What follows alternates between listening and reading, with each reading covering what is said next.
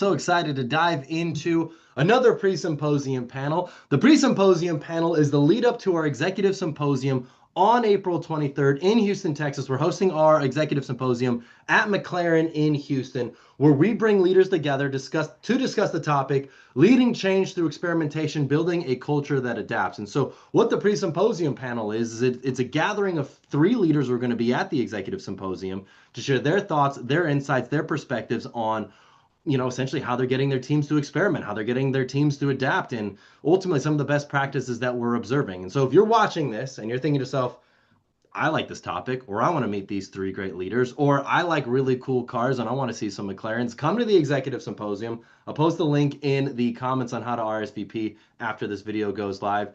But guys, welcome. Joe, do you mind introducing yourself? Absolutely. I'm Joe Johnson, VP of Software Development and Data Analytics for Perry Homes, based in Houston, Texas. Very nice. Pat, how about you? Hi, Pat Schiele here in Houston, VP for NEI, electrical engineering consulting firm.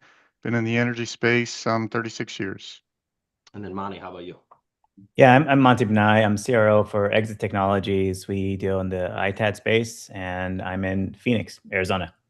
Very cool. And I'm Garrett Mintz. I'm the founder and CEO of Ambition in Motion. At Ambition in Motion, our vision's a world where the vast majority of people are excited to go to work. When they are there, their expectations meet reality, and when they come home, they feel fulfilled. And we believe that starts with leaders, because leaders create the experiences employees have while at work. And so we create technologies and communities to empower leaders to be their best selves for their teams. And one of the ways that we build community is through executive symposiums. So let's dive in. Topic is leading change through experimentation, building a culture that adapts. And so, to kick this off, I see a lot of companies right now trying to drive experiments, whether that be they're trying to drive AI, or they're trying to drive a new software initiative, or maybe they're going through a reorg and saying, hey, we need to reconfigure how our teams operate, or who reports to who, or how our teams work together.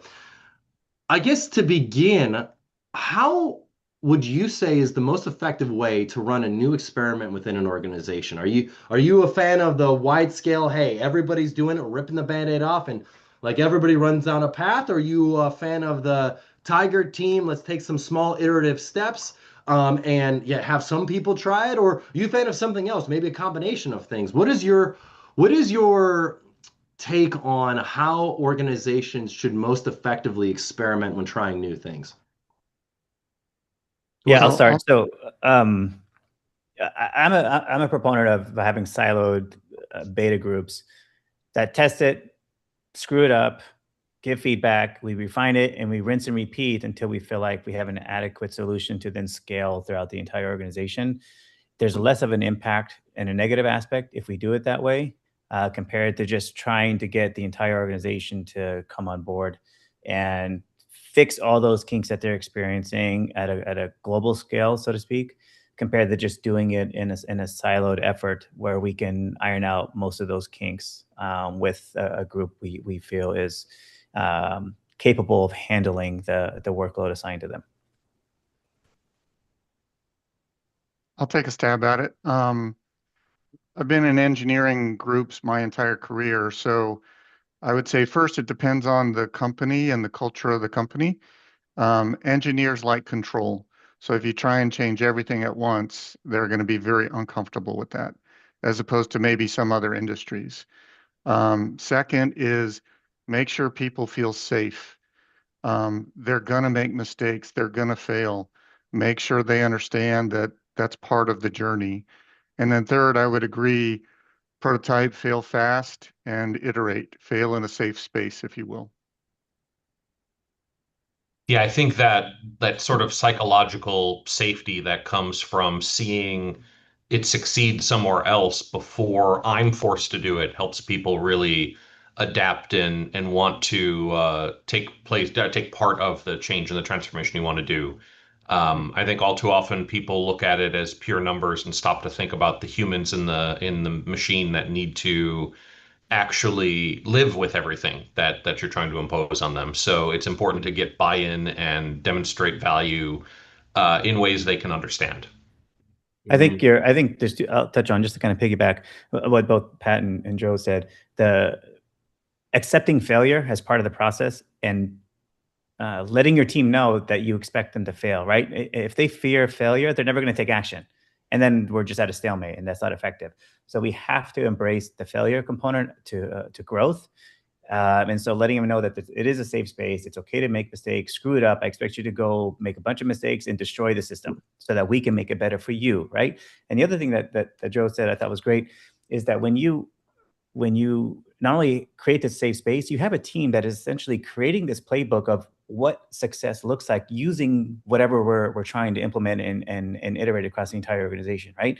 So if we create a playbook or a cheat sheet, so to speak, that everybody can reference, rather than having them learn from scratch, they can still be effective in their day without it impacting their ability to perform. Because now they can just look at the cheat sheet, kind of move forward and learn along the way. But because Joe did all the hard work, I don't need to do all that stuff. Now, Joe, hey, man, he gave me this sheet. If I want to do this, I just look here. Oh, thanks, man. But I'm still learning along the way. So I thought those were two great points both of you said. Yeah, no, I like it. I like what all three of you, and Monty, I'm really glad that you brought up this point of accepting failure as part of the process, and having siloed beta groups where people can fix the kinks before you go full launch to everybody in the organization. Pat, you brought up a really great point about the culture of the company. And just, every culture is different. Some cultures are okay with that, but I think you bring up a valid point, and maybe you're not even necessarily saying this, but if you do have silos and beta groups, you might have some people who are not maybe part of the innovation tiger team where they're like, whoa, whoa, whoa, what's Johnny H doing over there in this innovation tiger team? I'm over here working on the old way of doing things. I want to be a part of this innovation group. And now some people might feel left out, which, in some cultures that's okay. In other cultures, maybe they don't like it as much. But you also brought up a great point of just engineers liking control. I think that's the case with a lot of people. I mean, I think especially engineers like control, but I think a lot of people like control within their organization. You talk about the power of that, of just the psychological safety and the ability to iterate. And then Joe, you double down on that psychological safety and just not just to focus on the numbers, but to focus on the humans. And so the question I have here is from a behavioral standpoint, especially from the leadership team, from like a CEO, from an executive, the question I have is when proposing change, are you an advocate of this concept of literally saying this is an experiment and laying out, hey, the old way we've been doing things is leading us down a path that is not working. If we continue down this path, we will continue to be frustrated. We could try something new and it may not work. It could be just as bad as this old way we've been doing things. It could even be worse than the way we've been doing things, but it could potentially be better. I think it's worth the risk to give it a go. Is that how you present new change and new experiments to your team? Do you like that idea? Is that a strategy that you deploy? I don't like presenting an idea as if I'm the almighty know-it-all. First of all, there's people I surround myself with that are far smarter and more capable than I am. Just knowing where to go to get answers, I think, is most effective in my world. But also, I don't want to tell you what the best idea is. I want us to collaborate and figure out together, right? I may make the final decision and say, this is what we're going to run with. So we can go into a room and disagree and have our dialogue. But once we leave the room, everybody's in alignment. So the floor doesn't know that we were maybe at ends with each other. They see the alignment amongst the leadership team, and it gets easier for them to buy in if everybody else is in alignment. But I think we need to talk about it, try to find a solution, but don't come to me with a problem without a proposed solution, because then to me, you're just complaining, right? And I don't want to entertain that kind of dialogue. I want to entertain something that's actually potentially useful to continuously focusing on, in my world, rev gen, right? That's all that matters. If what we're doing is contributing to generating revenue, let's talk about it, find a solution that we think is best, and then sometimes do a siloed group that tries it out rather than scaling it across the entire organization. Because just like engineers, salespeople not only think we know it all, we want to control everything. We're definitely not the smartest in the room. The engineers know that, but us sales guys, we don't know that, right? We think we're the smartest. But we want to feel that same kind of ownership and be able to contribute to the growth of the company, because we're frontline out there knocking on doors in some cases, doing the cold calls, doing the Zoom meetings, doing our discovery calls, all of that through final execution and executing on the contract. And so we want to have, at least feel like we have some sort of stake in the game. And be able to contribute as best we can. But there's far better and more capable people than I am, and I need those people to come together in a room and give their ideas and their input because they're valuable. Yeah, I So, try to tell people all the. Oh, go ahead. So I was just going to offer, I try and lead with creating a need for change. What is the catalyst? Then, like Montee was saying, don't tell them the answer. Tell them where the hard stops are. Hey guys, whatever this is not sustainable. It's not working. I'll suggest some ideas, but I'll make sure they understand it's not an edict, that you guys go find out the right answer. And what worked for me 15 years ago or 10 years ago may not work today. A small anecdote, if I may. Back in the day, I was at a leadership training course. There was a professor from Michigan, and he compared the company I worked for with Procter and Gamble. The company I worked for wanted every investment to be successful, so heavily measured on failure and success. Procter and Gamble, conversely, according to the professor, they would make 20 bets, knowing that 19 would fail, but one would succeed and pay for all the others. So part of that was culture, part of that was a business methodology, part of that was an approach to experimentation. So Yeah, and I constantly tell everyone everywhere, not even those that work for me, people I work with, people I've just met, the thing that I am most allergic to in life is we've always done it this way. Like I feel if you that's the reason why you're doing something, then you need to take a serious look at yourself and figure out what's wrong because just doing it because you've always done it is just about the most intellectually dishonest and cop out that you can possibly pull in any situation. So you have to constantly be experimenting with things and fully cognizant of the fact that sometimes it doesn't work. But the point is that you tried and now we know it doesn't work and maybe we can adapt and build and iterate over that and figure out what way we could have gone to make that successful instead of, just lick your finger and feel the wind kind of ideas for everybody. Joe, the problem is people are emotionally attached to their ideas because they think it's the best ideas. And the problem with that is obviously we know that it's not, right? So if everyone in a perfect world had conversations from an objective perspective, it's difficult to argue with data, right? Both of you guys are far better with the data component, right? In engineering, looking at all that stuff. But at the end of the day, the data is the data. It doesn't lie, right? So if we're talking from that perspective, it's difficult to argue with, right? Because you can say, oh, this works. Look, the data shows it works. I may still say, no, it doesn't because my idea is better. When you're looking at me like, well, can you read? Dude, it literally says this is working. And that's the problem. The people get emotionally attached, whereas I don't care about any idea. It could be from you, it could be from me. It doesn't matter. If it yields most for the company, then that's what we're going to go with. So that's actually I was at a dinner the other night held by a vendor here in Houston that was about AI, and someone was talking about he's built, I think it was like 40 or 50 AI only businesses that the AI runs everything. And he said something that kind of stuck with me, which is that the biggest blocker most people have to building out those systems is their ego. They invest so much time and effort into one idea they can't give up when it's useless and it doesn't actually help them at all. The whole point is that what he designed is a system that the AI improves the AI and builds new AI bots and they talk to each other. Like the whole point is that he needs to back off and just let them work. And sure, 75, 80% of them are going to fail and they'll delete themselves when they realize they're not adding value. But if he went through and did every human in the loop decision, put his blood, sweat, and tears into it, he would go so far down the path of trying to get his idea to work because it's his idea that he'd never get anything done. And now those systems can act and they can do and they can experiment. And he just kind of looks at the results at the end of the week to see what happened. I really like these points here, talking about people being emotionally attached to their ideas.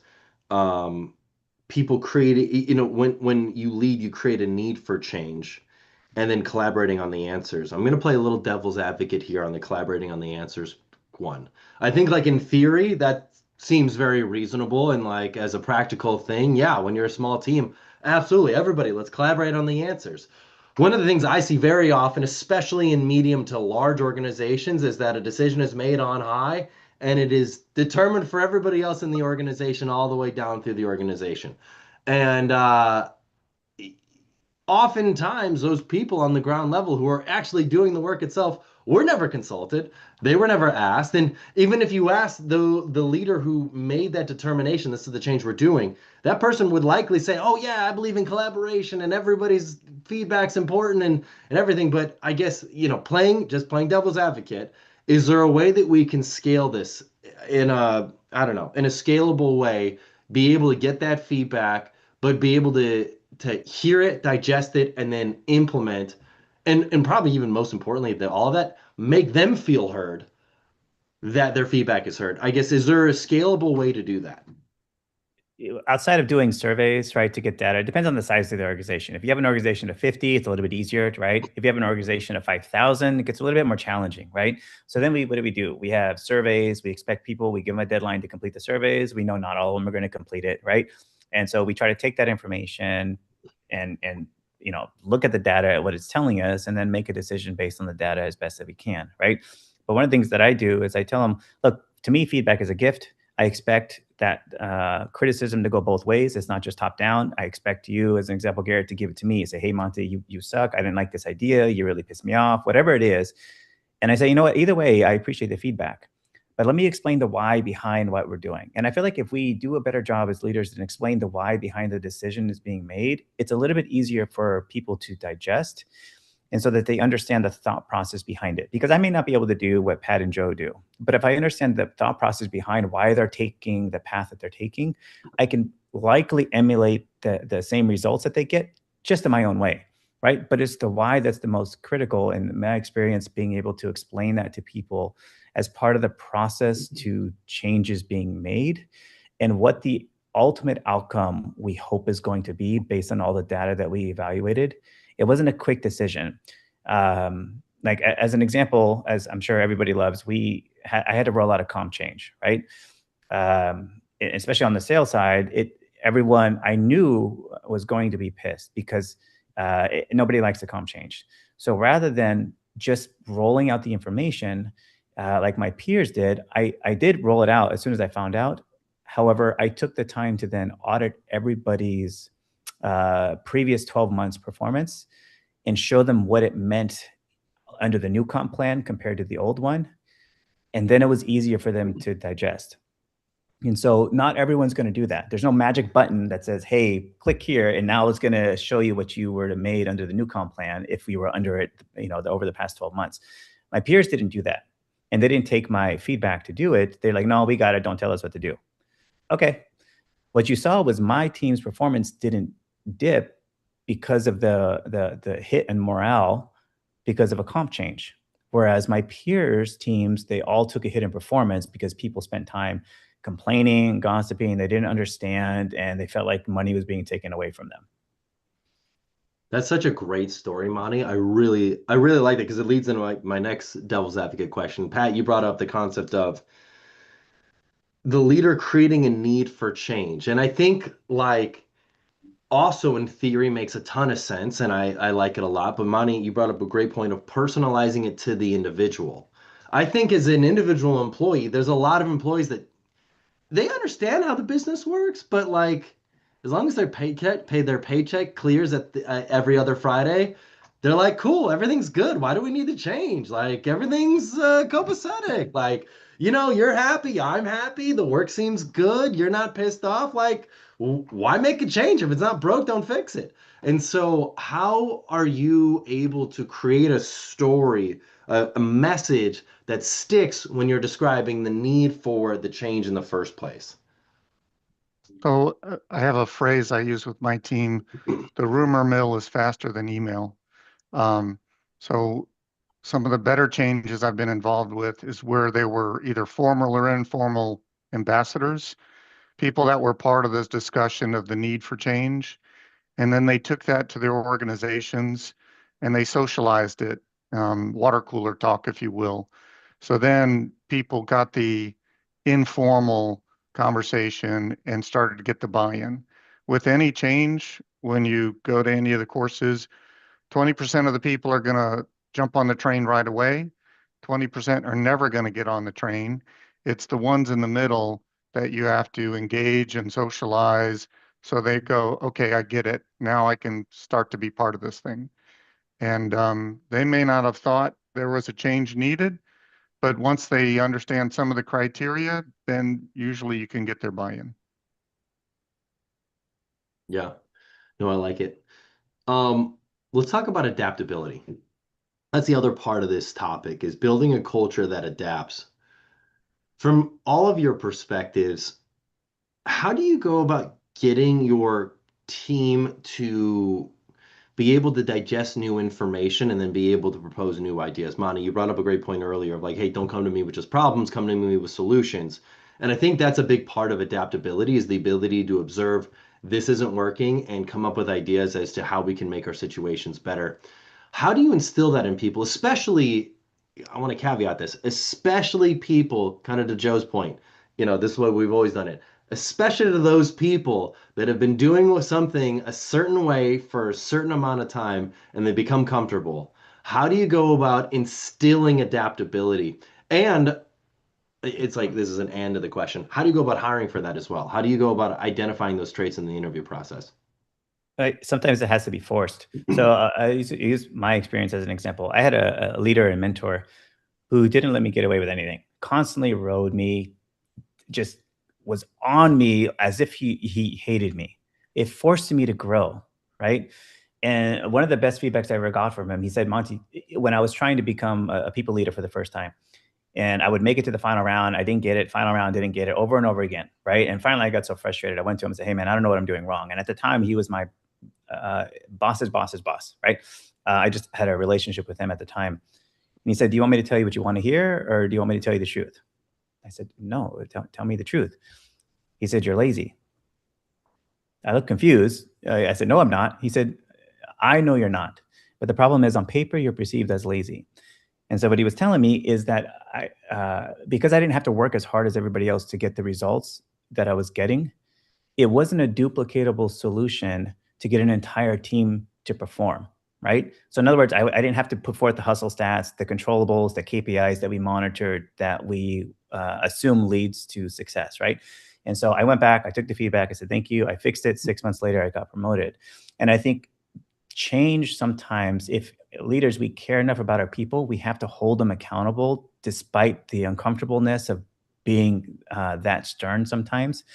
And you just have to force them to either show up on time to a meeting, or like, if you're 2 minutes late, you're getting a text from me, where are you at, until behavior changes, so that they know that either way, they're going to hear from me, right? So if they don't want to hear from me, they're going to do what they need to do, right? So whether it's an avoidance of having to deal with Monty or just trying to stay ahead of it, I didn't care, because my goal is two things only: to make you feel secure in your job and to help you make a ton of money.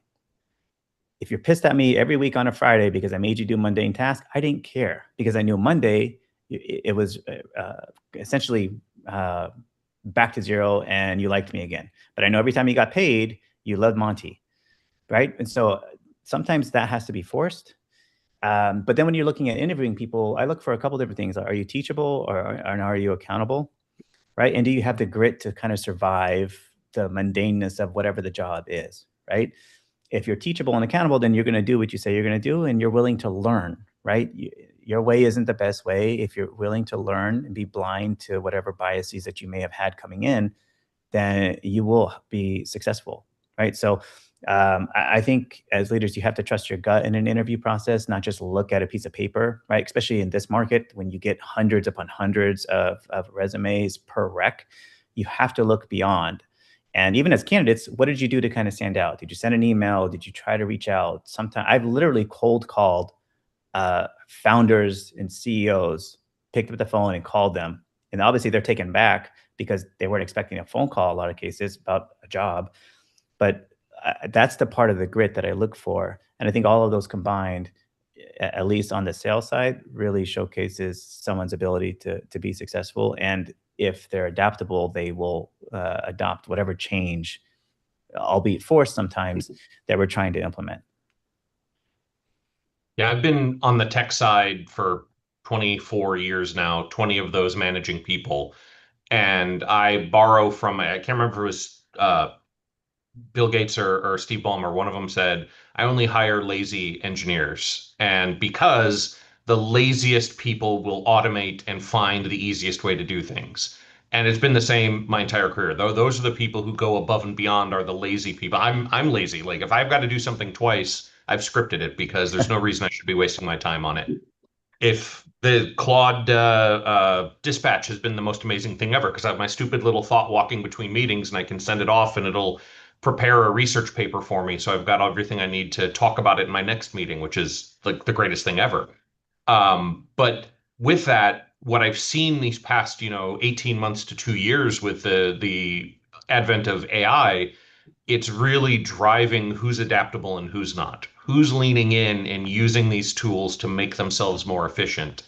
So I came from a highly acquisitive software company before I started this job about a month ago, and we grew by buying. Like we buy a company, and all of a sudden, instead of 170 million, we're $200 million in revenue. And the thing I had to keep hammering in with my people is we're not buying companies for their staff. We're buying companies for their revenue and their products and their services. And if our goal is to be a $500 million a year company, for 170 now and we're getting to 500, I am not going to triple the number of staff we have. I'm only going to maybe double the number of staff we have. So you're going to have to do 40% more in 5 years than you do today. How do you do that? How do you adapt to that? How do you grow? And the people who were the most successful were the ones who found those automations, those processes, build out an SOP, build out something that you've experimented with, you have found this really helped me achieve what I need to achieve, and then they can give it to their peers and their direct reports to go out and run with it and really see that scale build out in things. Even to the basic items like when we acquire a company, what's our process? How do we get email set up? How do we get teams set up? How do we pull their data in a way that when we finished at the end of our first 6 months, we had acquired 18 companies in 6 months. We had about 1,000 headcount at that time.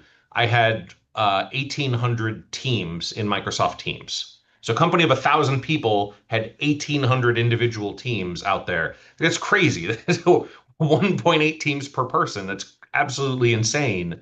How do we adapt with that level of data growth? How do we handle that? And the teams got really, really good at figuring out, okay, how do we map these things together? How do we consolidate and drop it down? And how do we get control around it? And it led to quite a few of them getting promoted because they showed their adaptability to leadership to show I'm the kind of person you can throw into the fire and I come out better than when I went in.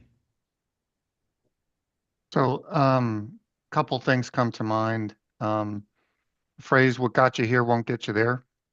As we scale, the things that we were successful with or we took pride in, it may not work when you hit that next threshold. I've noticed folks in smaller companies, that's a tough learning curve for some folks. The other thing is something Montee said is the ability to learn and the hunger to learn. I think lifelong student is a key thing to be able to handle this change. I think the world we live in, change is going exponential around us in so many different ways. And a phrase that we've used recently is, you may not be replaced by AI, but you probably will be replaced by an engineer using AI. So the ability to learn, whether it was robotic automation back in the day when I was a young engineer or data automation today, the ability to learn and apply those things is key. And the comfort that it doesn't have to be all the same in the entire company. It's okay if 3 different divisions have slightly different flavors of ice cream, if you will, as long as it's safe and has integrity and meets the end goal. Okay, let's go, guys. So, Okay, I want to jump in here. Joe, you brought up a really, really good point, and it's something that I hear all the time. This concept of, hey, we're gonna 4x in the next handful of years, but we're going to do this with 2x more people, which means that everyone's going to add about 40 to 50% more to their plate over the span of the next couple years. And if I had $1 for every single time I heard someone say, we're understaffed, we've got way more things than we used to, and we lost half our headcount, and now we're expected to get the same amount of work done with half our people, I'd have a lot of dollars. And so the question I ask is, What is the best way to go about having that sort of situation? I think a lot of people get pressure cooked where they're just like they're in the pressure cooker. They're getting roasted in this chicken cooker because they're working more and more hours.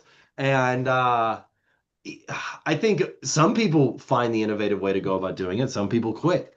And I don't know if I have a solution. I'd be curious. Have you guys found a best practice for like how do you mentally get people into the headspace where they're ready to take on 40, well, it's not going to be 40% more overnight, but like gradually more and more work to their plate. Does that question make sense? Yeah, so we made a really aggressive push with AI starting in 2024 at my previous employer, and it was it was the same thing we see in a lot of places. We spiked to like 96% utilization, then slowly it started to drop off. But what was interesting is we kept it at the front of the burner for everyone by demonstrating successes that individuals or teams had. And that number creeped back up until at the end of 2025, we were back at that like 96% of people used it at least once a week for something. And our power users, I think the gentleman who used it most often sent a message to Copilot every 17 minutes of every workday, 5 days a week, every day for the entire year. So he Wow. was heavily utilizing the system. And for me, I said, if you want to see the results of this, guys, look at my Goodreads. I set a goal starting in 2010. I want to read 50 books a year. And I was achieving 10 books a year, maybe 12 if I was lucky, if we went on vacation for extra long. Once we started using Copilot, like I was hitting 50, 60 books a year because all of a sudden I had time at night. Like I was not doing the whole thing where 9 to 5 was meetings and then 5 to 9 was getting my actual job done. I was achieving things during business hours, maybe not, 5 p.m. going home, but at least 7 p.m. I'd shut my laptop off and be able to unwind and relax for the evening and read a book and do all the things around the house that I wanted to get done. So I was able to demonstrate to people, here's the value of this tool. Here's the system that you need to change with and understand and do the whole, I think something Monty said earlier really hit me. There's giving them the why, which is what I think leadership is why are we doing this? This is why we need to get this done, and not just that you shall use this, get it done, which is just management. Like that's being the general who's whipping everyone into shape. You need to show them the why. And for us, that was these value wins of my time. I'm getting time back. So I now know that if I need to double my workload, I have time in my day to get it done. And more importantly, something else Monty said around if you're not going to do it here, you're going to have to do it somewhere else. So when we invest in these tools, we built a 40-hour curriculum for every single employee who has to take on AI, from base utilization to security to avoiding hallucinations and results. Like we're investing 40 hours of paid time in all of you for this. That's a huge 1,000 employees. That's a lot of time. That's multiple people months worth of time. But it's not just us trying to get more out of you. If you quit today and go somewhere else, you need these skills to have it. Your next job is going to ask for it. Your kids need it for school. Like this is your investment in yourself. You've got to balance that out and show them this is why it's important to everything that you do. I like the why part, but I also, how do you address the avoiding the victim mentality? The woe is me of, oh, there's all these new work obligations that are all on my shoulders, and I don't know if I have time for it, or all these sort of things. Like, how do you, I mean, I guess the why could be a big piece of it, but I don't know. Do you guys have any thoughts or suggestions on like how do you avoid the victim mentality in the first place? I call them out. I had a conversation with an employee last week. He's in, being relatively new in my organization. He was talking about historical issues that kind of bogged his process and things down. And after he was done, I said, okay, so how does that impact your ability to pick up the phone? It doesn't, right? And so sometimes it's just calling him out on the BS that they're saying, right? Letting him vent if you have to, and then just being direct and saying, okay, so what? No one's going to do it for you, right? Obviously, my perspective is a little bit different than Joe and Pat, because their processes and employees and their workloads are entirely different than obviously sales, right? So when you're talking about how to get people to perform, maybe doing 40% more or whatever it is, for me, you have your people that are always top performers, right? And the way you do to get a top performer to then produce even more above and beyond what they're already overachieving is an entirely different skill set than taking somebody who's underperforming and getting them to expectations, right? So how do I do? Why would Garrett, who's already 130% of quota every month, month over month, year over year, do any more? Does he have to? No. Does he care about the money? No, he's already making great money. So why would he do even more? Well, that's where leadership comes in. And I have to find out what inspires you, right? And there's a big difference to me between motivation and inspiration. Motivation is external. I'm pushing you. You're going to do it because Montee's riding you, versus inspiration. Whereas, as an example, I wake up at 2:30 every morning to go to the gym. And it doesn't matter how much Joe's pissed at me. I'm not waking up at 2:30 in the morning, right? I'm going to do it because I'm disciplined and I have my own goals to do it day in and day out. So I find out what inspires somebody, what they want to accomplish, what they're emotionally attached to in their life. And then you see a switch in people. They start taking action because of the thing I help them visualize.